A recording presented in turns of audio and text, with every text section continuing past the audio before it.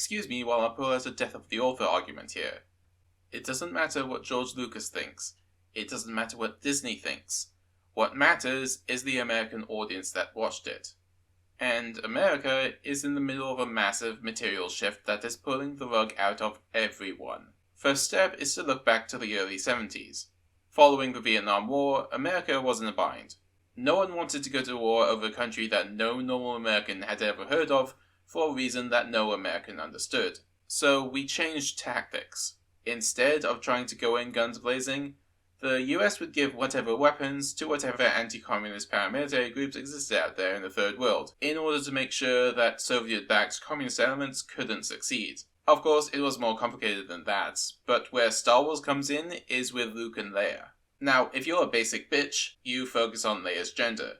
But why is she a princess in a science fiction story? Well, it could be argued that most anti-communist elements could probably be simplified into those loyal to a royal family, most notably in the Middle East. So, Star Wars is a cultural explanation of what we were trying to do out there.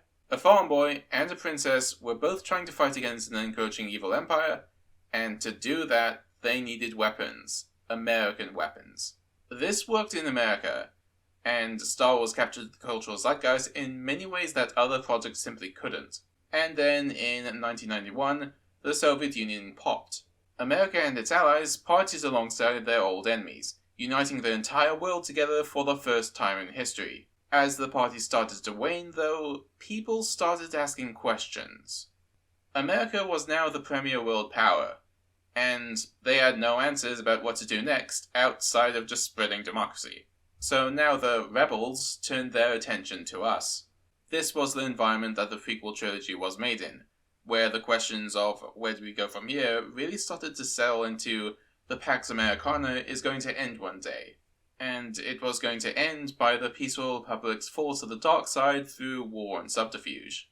And then 9/11 happened, making us yet again go to war with a country that no American had heard of for 20 years. The one thing to take away from this is that maybe we are the empire, and we are expanding on a crusade called democracy.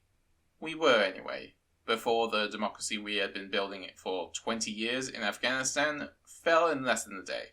So, what about the sequels? George's vision for his own sequel project was the question of, what do you do after you've won the war? In his version, Leia was now trying to pick up the pieces of the galaxy, Luke was training the next generation of Jedi, and Darth Maul returned as the Underworld's godfather, with the Republic trying to undermine his authority. So, what happens to the Rebel Alliance when they actually rule the galaxy?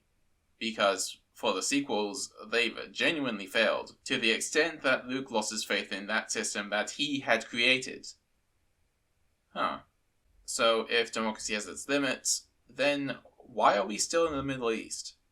Freedom juice.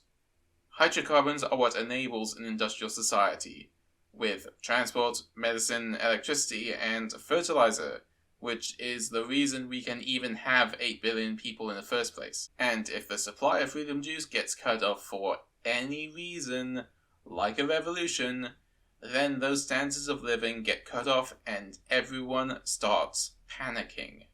Look at Europe. So, America policed the entire world to make sure that everyone, everywhere, could get access to whatever they needed, even their old enemies, all so that the spice flowed.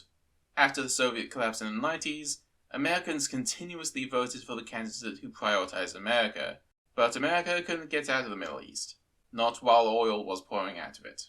That was until America developed a new technology, shale gas. Within the 2010s, America turned from a net oil importer to an exporter, and that means they no longer have to give a shit about what happens in the Middle East, which was having its own religious Cold War every single day you've been alive.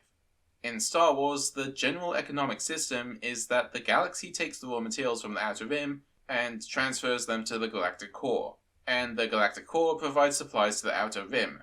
This is the equivalent of the galactic core just cutting off the Outer Rim entirely without consequences, letting places like Tatooine and Geonosis fall into whatever passes for self-governance. And that means that the Separatists win. Now what?